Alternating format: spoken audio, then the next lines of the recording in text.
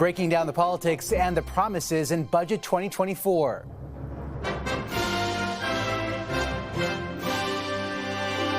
Billions in new spending. We will grow our economy in a way that works for everyone. The reaction. Wasteful, inflationary budget.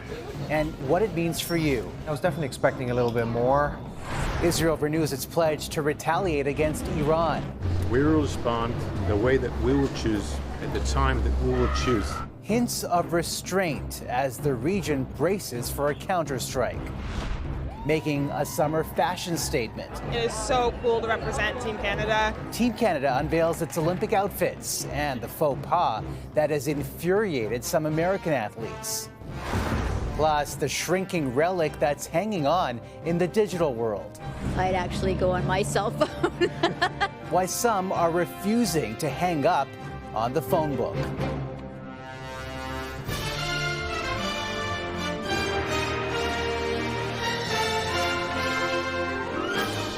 CTV National News with Omar Sachedina. Good evening, everyone. The federal government's focus in today's budget was to make life more affordable for young people. The question now is whether millennials and Gen Zers will be sold on the financial pitch.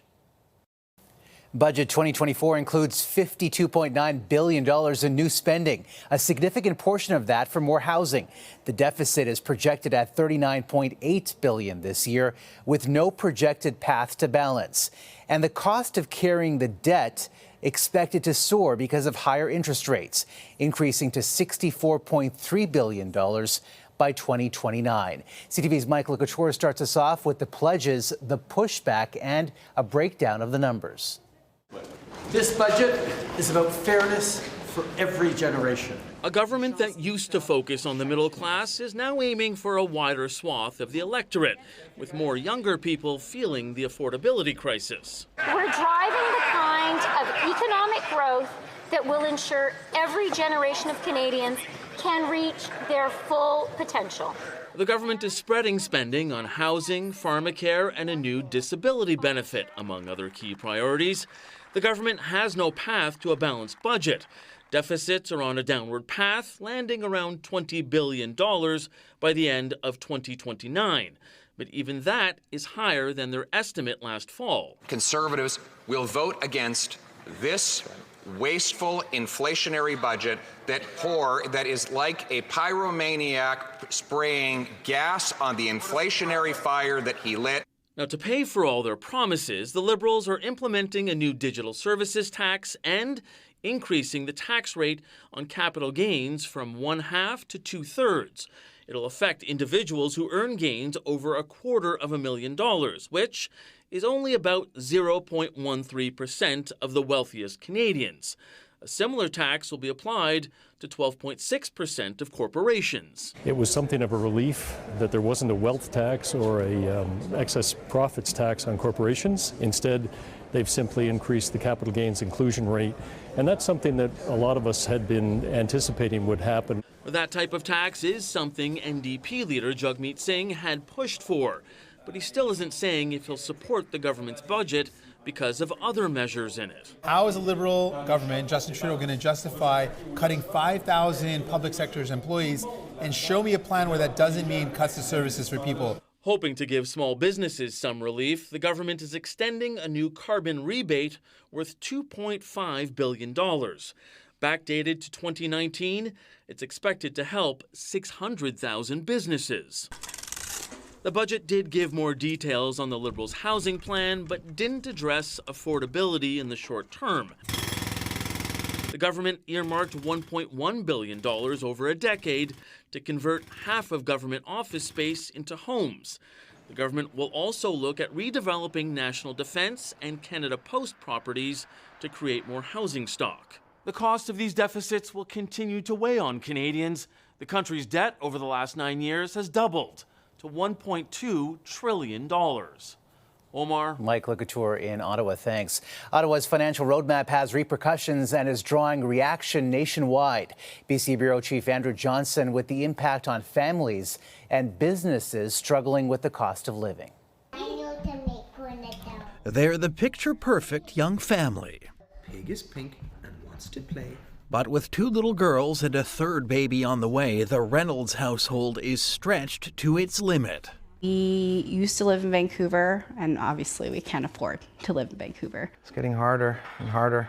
Even in the suburbs, there's been no avoiding the cost of living crisis that's hit so many Canadians. For us, it's the rising costs of groceries and gas prices, even utility prices as well. The plumber and freelance marketer, millennials who own a condo, have watched friends move out of province in search of savings and more space.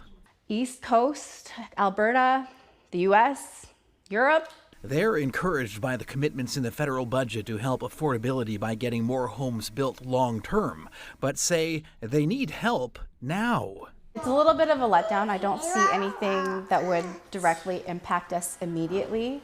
Yeah, I was definitely expecting a little bit more.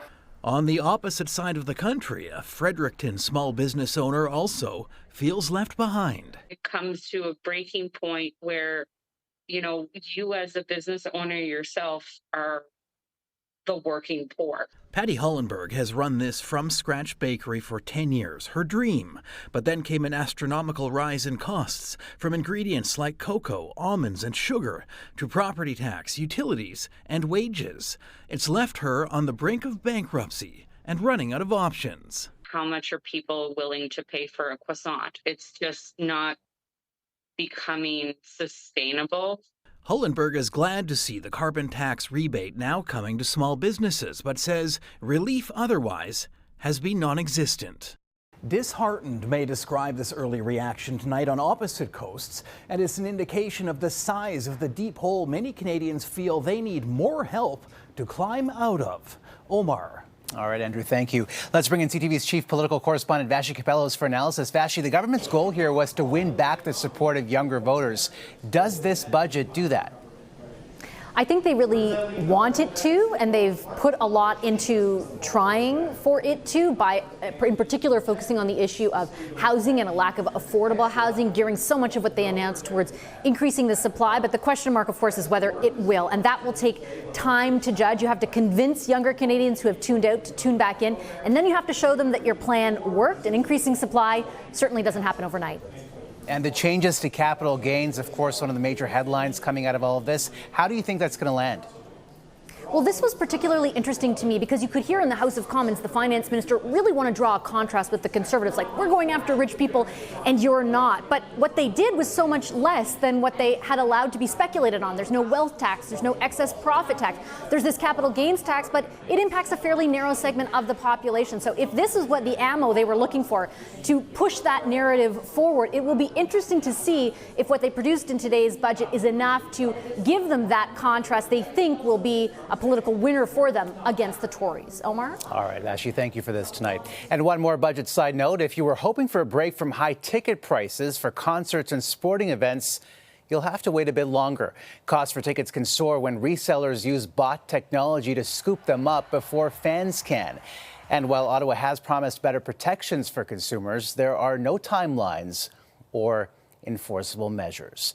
There was another measure of the cost of living today. Inflation came in at 2.9% last month compared to 2.8% the month before. Gas prices are being blamed for the increase. But because inflation has come in below 3% for the third straight month, many economists believe it could lead to an interest rate cut when the Bank of Canada makes its next rate decision in June. There are new details tonight about a massive gold heist at Toronto's Pearson Airport, with police revealing they've made arrests. It's now been a year since 400 kilograms of gold bars and $2 million in cash were stolen from a secure cargo facility. Police say they'll have more information at a joint news conference with U.S. officials tomorrow. 3 people have been charged with 54 offenses as part of a Toronto carjacking investigation that ended with a dramatic arrest. Police releasing this video showing the moment they moved in for the takedown. Several police cars were smashed as suspects tried to flee.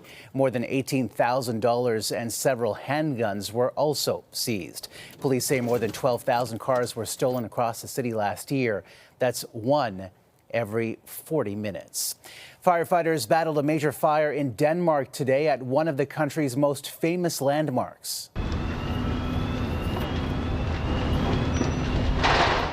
This was the shocking moment the spire came crashing down at the old stock exchange in Copenhagen, stunning onlookers on the street below. No one was injured, but half of the building was badly damaged. Workers could also be seen salvaging precious pieces of art from inside. The U.S. will impose new sanctions on Iran's missile and drone program after an unprecedented attack on Israel over the weekend. Israel is once again vowing to strike back despite calls for calm as the risk of a wider war in the Middle East grows. CTV's Adrian Gobriel reports from Turkey. 5 times a day, the Adhan echoes through Istanbul. Though tonight, a call to prayer in this region brings a deeper meaning. The sounds of war knocking on the door. U.S. intelligence is reporting that Israel is drafting a plan for a narrow and limited strike inside Iran, though repercussions could be far-reaching. Israel's defense minister delivering this clear message today, saying, "Our Air Force planes are operating everywhere. The skies of the Middle East are open. Any enemy that will fight against us, we will know how to hit him wherever he is." Those hit today by an Israeli airstrike included 5 civilians who were killed in Gaza.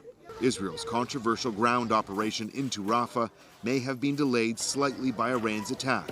The reports indicate of a renewed presence of Israeli ground troops in northern Gaza, as IDF officials simultaneously prepare to strike back at Iran. We'll have to react. Iranians will know that we reacted. That position was condemned this afternoon in Turkey's capital, where President Tayyip Erdogan scolded Israel's prime minister, who he blames for the instability that could result in a full-scale war across the Middle East. Netanyahu, saying in part that the one responsible for the tension that made our hearts skip a beat on the night of April 13th is Netanyahu and his government. Now we're just trying to live day by day. Far too many in this part of the world have been caught in the crosshairs of conflict before. Anas Nalawali fled his home in Damascus, Syria in 2015. He spent much of his life running away from war. Does it feel like you're running again? Yes, of course, because in my opinion, life is all about running, just to survive. If Israel does move on Iran, the Islamic State has promised to respond with force. Stability in the Middle East is now traveling along a precarious path, and that has many here this evening holding their collective breath for another night. Omar. Adrian Gobriel in Istanbul for us again tonight. 7 jurors have now passed the nonpartisan test selected to serve at Donald Trump's historic hush money trial, a case Trump continues to dispute. This is a trial that should never happen. It should have been thrown out a long time ago. The former president watching closely in court as his lawyers scrutinized potential jurors about what they posted on social media. Trump has been charged with falsifying business records over a $130,000 payment to adult film star Stormy Daniels in the lead-up to the 2016 election. Back in this country, an inmate with a long history of violent crime is back behind bars in New Brunswick tonight after escaping from prison over the weekend. And as CTV's Sarah Plowman reports, it's not the first time. Jermaine Brown is no stranger to the prison system or how to escape it. On Saturday, the inmate walked away from Dorchester Penitentiary's minimum security unit. Police nabbed him after an hour and a half. It was Brown's second time bolting while serving 41 years for armed robbery, attempted murder, and hostage-taking. 20 years ago, he held up and robbed a Costco in Halifax, duct taping the eyes of about 40 staff. In 2008, the inmate slipped out of his double-locked leg shackles as he headed to a Halifax hospital for day surgery. He ran from corrections officers and wasn't caught for 2 months. Some who live in Dorchester are concerned the inmate was at a minimum security unit. He was in the wrong institution. He should have been behind the wall and not outside in a condominium. I don't know why a man with that history would be here. Doing a 40-year sentence, he should be up in the Maynooth prison. Correctional Service Canada says it regularly assesses inmates to make sure they're at the appropriate security level. adding only offenders deemed low risk can be put in minimum security. This criminology professor says it's standard practice for prisoners to transition to lower security units. In that sense, we should not be surprised that despite his criminal record, he would be, after 16 years, in this position in a low security area. Last summer, a convicted murderer in his 80s also walked away from Dorchester's minimum security unit and was captured shortly after. Boudreau notes escapes are rare. Is there adequate staffing levels? So I think that might be something that Correctional Services Canada needs to look at. Correctional Services Canada says Brown's latest escape could lead to more criminal charges. It'll also prompt another risk assessment. Sarah Plowman, CTV News, Fredericton. Coming up, from the stadium to the runway. Team Canada unveils its new Olympic style. Plus, are phone books nearing their final chapter?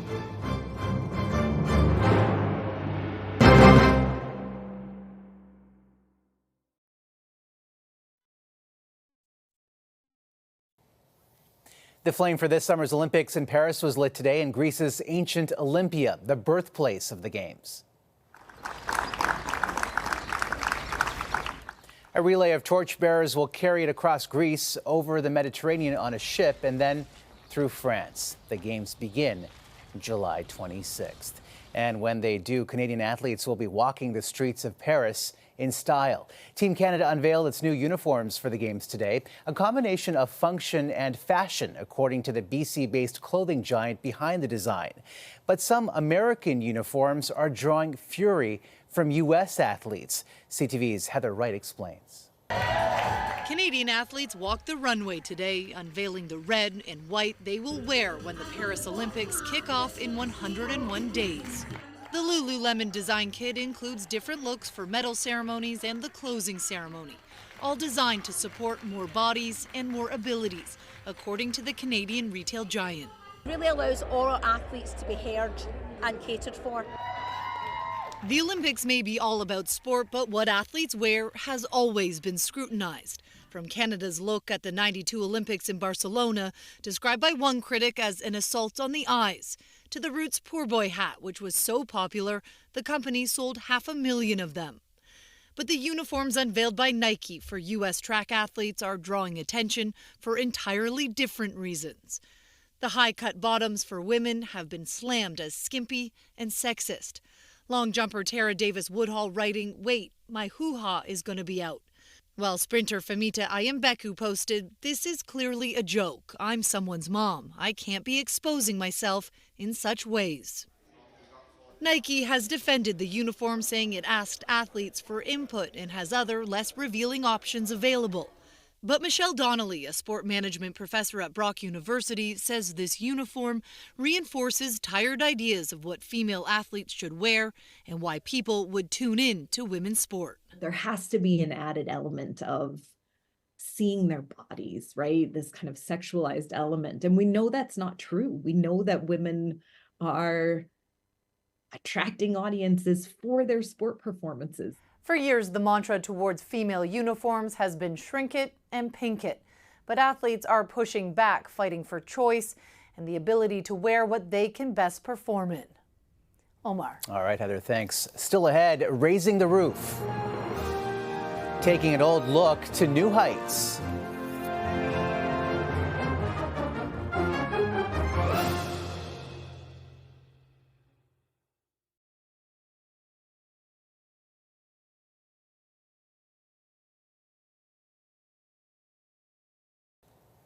Montreal's Olympic Stadium is hosting a new competition, an international contest for ideas to reuse the old roof set to be replaced. Here's Quebec Bureau Chief Geneviève Beauchemin. Atop a fixture of Montreal's skyline, an old roof scarred over the years with 20,000 tears waits for a new life. It will soon be replaced by a new $870 million model.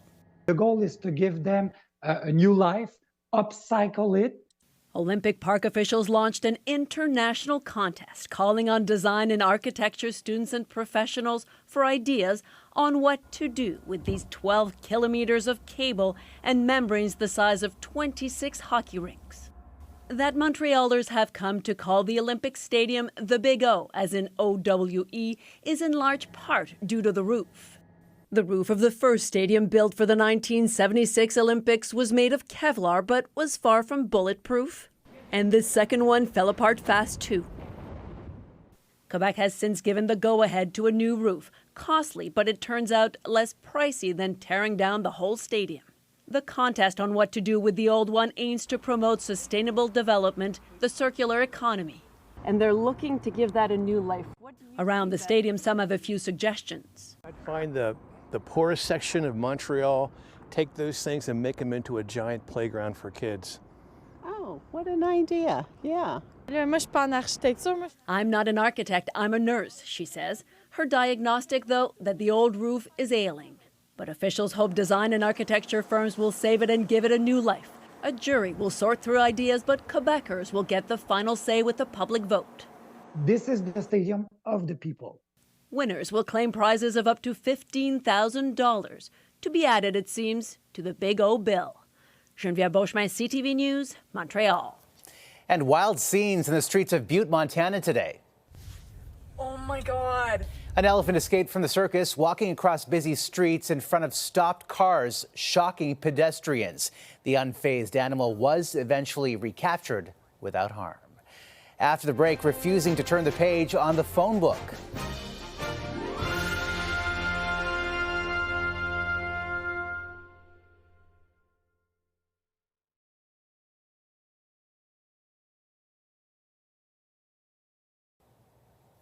We leave you tonight with the future of an item that has almost become a thing of the past. CTV's Paul Hollingsworth explains.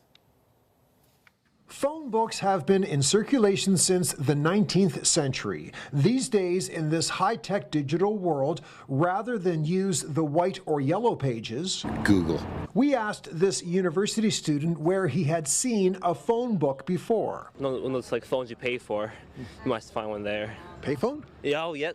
Payphone, exactly, yep. Compared to previous versions, phone books are now much thinner with fewer names and numbers. Digital anthropologist Giles Crouch is actually surprised they still exist. We've had smartphones in the market for, almost 20 years now, and we still have phone books. If many people choose to not use a phone book and the books are actually shrinking on a year-by-year basis, it raises the question, who is actually using them? 30% of seniors don't have access to the internet, don't use it for information. Which means many seniors still rely on phone books. This year, with it being even slimmer, we're going to hear again that they're really disappointed. It turns out phone book data is not always correct. My phone number is actually in there, but the phone number doesn't work. So it's the wrong number? Essentially. Crouch says advertisers paid to produce the phone books. For now. As those advertising dollars dry up for print and move to digital, that's going to kill the phone book. I'd give it probably 5 years tops. Paul Hollingsworth, CTV News, Halifax. And that's a snapshot of this Tuesday. For all of us at CTV National News, thanks for watching. Good night and see you tomorrow.